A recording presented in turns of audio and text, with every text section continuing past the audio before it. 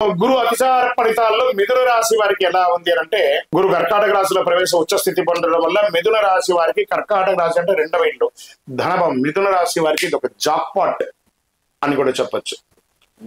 ఈ యొక్క ఈ 6 నెలలు చాలా అద్భుతాన్ని పొందబోతున్నారు. ఇది సంపద, కుటుంబం, మీ యొక్క వాక్కు, గౌరవం అన్ని కూడా పెరుగుతుందని కూడా చెప్పొచ్చు. అక్టోబర్ 18 నుండి ఏప్రిల్ 28 వరకు సుమారుగా 192 రోజులు ఇలా చక్రం తిప్పుతారు. గురువు 2వ ఇంట్లో 6వ ఇంట్లో వృశ్చికంలో ఉన్నాడు. శత్రువులు అందరూ కూడా నాశనమయ్యే అవకాశం ఉంటాయి. జయం జరుగుతుంది, ఆరోగ్య స్థిరత్వం ఉంటుంది. 8వ ఇంట్లో మకరం, రహస్య లాభాలు, దైవ అనుగ్రహం పొందుతారు. 10వ ఇంట్లో మీన ఉండడం వల్ల ఉద్యోగం చేసే వారికి విజయం, గౌరవం పెరుగుతుంది. మిథున రాశి వారికి అస్థిరత్వం తొలగి వృత్తి పురోగతి అవుతుంది. కుటుంబ సౌఖ్యం అద్భుతంగా ఉంటుంది. ఆర్థిక సంపద ఆదాయం పెరుగుతుంది.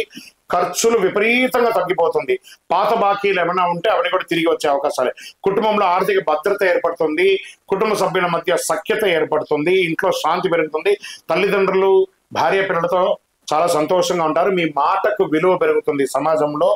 ఉద్యోగంలో పదోన్నతి, ప్రమోషన్స్, మీరు కోరుకున్న ఇంక్రిమెంట్, ఇది ప్రభుత్వ, ప్రైవేట్ రంగం అన్ని రంగాల వారికి కూడా ఇది కలిసి వస్తుంది. స్త్రీ పురుషులకు ఎవరికైనా ఇది కలిసి వస్తుంది.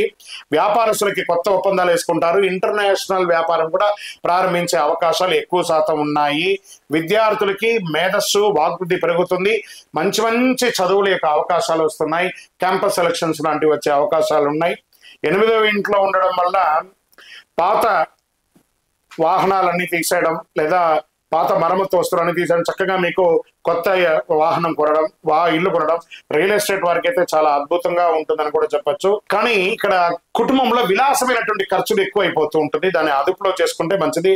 దానివల్ల ఆర్థిక స్థిరత్వం అనేది వచ్చేస్తుంది. దీర్ఘకాలికమైనటువంటి లాభం, షేర్ మార్కెట్ స్పెక్యులేషన్ లో మంచి లాభాలు వచ్చే అవకాశాలు ఉన్నాయి. గురువుల యొక్క ఆశీస్సులు తీసుకోండి.